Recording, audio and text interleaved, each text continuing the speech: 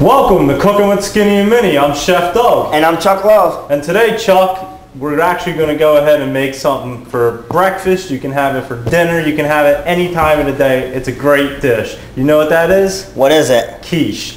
What exactly is quiche? Well, quiche is baked eggs. We're going to whip our eggs together, add a bunch of vegetables, maybe some bacon, sausage, and then we'll bake it. Now, traditionally, you're supposed to bake it in a puff pastry. But I don't always have puff pastry on hand at my house, and just bake it without the puff pastry, and it comes out just as well. It really doesn't matter if you have puff pastry or not, unless you really want the puff pastry. How do we get started? Well, of course with eggs, right? That's right, so we got to go ahead, crack our eggs and whisk them up. Now you can always use the liquid eggs, but I prefer to use real eggs and crack them and whisk them. I have my whisk. Alright, now Chuck, we're going to crack our eggs and whisk them up, so let's go. And of course you don't want to get any shell in there. That was perfect crack. There's no shell. Ain't no shells on me.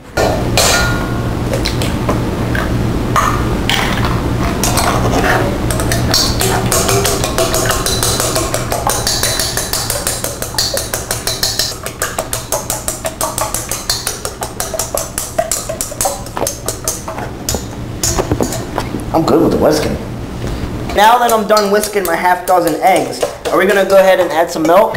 As a matter of fact, Chuck, we're going to add some water. Water? Water, yes. That's Why right. water? Well, water tends to make the eggs fluffier. I always use water, and in the kitchen, water's a lot cheaper than milk, so every chef has to like that. I've never heard of using water. No? Well, you give it a shot, and you'll enjoy it. We did whip up a half a dozen eggs. Yes. So let's go ahead and add a little water in there. About how much water are we going to put in? You have a third cup right there, Chuck? Yes. You're going to add about half of that. Okay. Half of a third of a cup to your half a dozen eggs. There you go, that's good. And then go ahead and whisk it up. Okay. And you see how it just makes it a little thinner? It's not like water, but it's a little bit thinner. It's easier for me to whisk it now. There you go, that's the idea. And now that you're going to whisk it, it's going to become a little fluffy. Alright Chuck, now that our water's added and our eggs are all whisked, now it's time to add our vegetables. Which vegetables are we using? We're going to use onions, peppers, tomatoes, and mushrooms. And then you can also add your meats and cheeses. Our sauteed onions, our green peppers, our yellow peppers, tomatoes, and mushrooms. And I like to saute our vegetables ahead of time. It actually releases the flavor and makes them softer. So I went ahead and already sauteed our onions and our green peppers, our yellow peppers, and our mushrooms. So now it's time to add them to our egg mixture.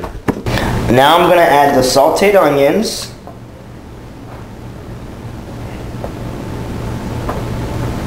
Next, I'm going to add the green peppers.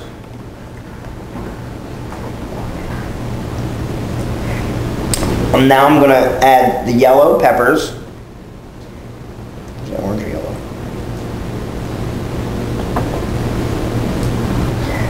And now I'm going to add some sauteed mushrooms. I'm going to add some tomatoes. And finally, I'm going to add my mozzarella cheese.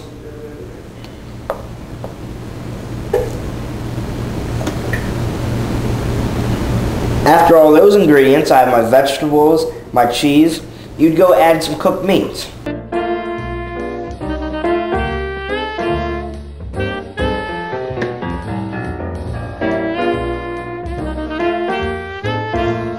Now I'm going to spray my pan with some cooking spray. And now I'm going to add the egg mixture. Could you be able to hold that pan for me, Doug? Sure. Thank you. Am I adding it all? Yup, just pour it all in there, Chuck. Now you see in the pan how it's about a 1/4 inch high? Yes. Off the bottom of the pan? Mm-hmm. You don't want it to be any more than a half of the pan because it's actually going to rise. So if you pour it in more than a half, it'll rise over and make a mess in your soup. We don't want that to happen. No, because then we got to clean out the oven. The oven get all messy. Now we're going to go ahead and bake our quiche off in the oven. It'll take about a half hour. You just want to spin it around, check it out, and then you can do the toothpick test it out, and make sure it's done.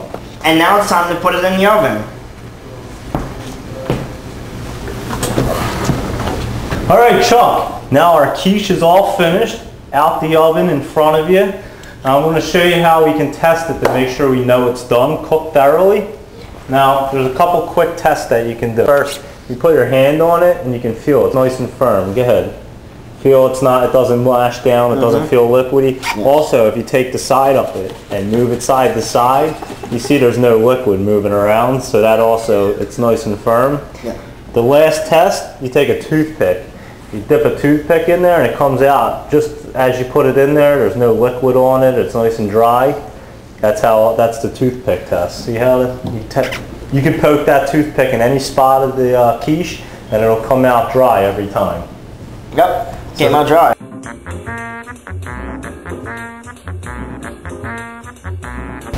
And now it's ready to eat. I'm gonna try a piece.